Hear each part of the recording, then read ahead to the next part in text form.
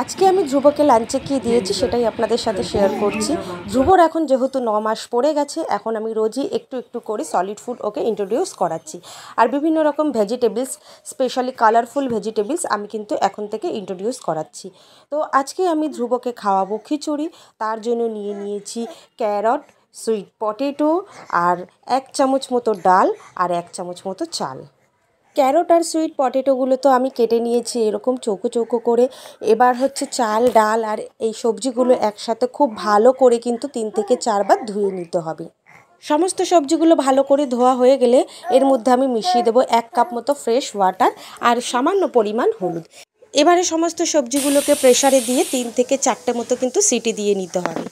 এবারে আমি একটা ম্যাশার দিয়ে সমস্ত খাবারটাকে খুব ভালো করে ম্যাশ করে নেব। যেহেতু আমি এর মধ্যে বড় বড় সবজি কেটে দিয়েছি, তো ম্যাশ না করলে বাচ্চার খেতে কিন্তু অসুবিধা হবে। এই খাবারটা কিন্তু খুবই হেলদি, বাচ্চার হেলথ গ্রো করতে হেল্প করবে আর প্রায় 3 থেকে 4 ঘন্টা কিন্তু বাচ্চার পেটও ভরা থাকবে। আমার ছেলে এই খিচুড়িটা খেতে খুবই ভালোবাসে। আমি ওকে মাঝে মাঝে করেই কিন্তু খাওয়াই, আপনারাও চাইলে খাওয়াতে পারেন।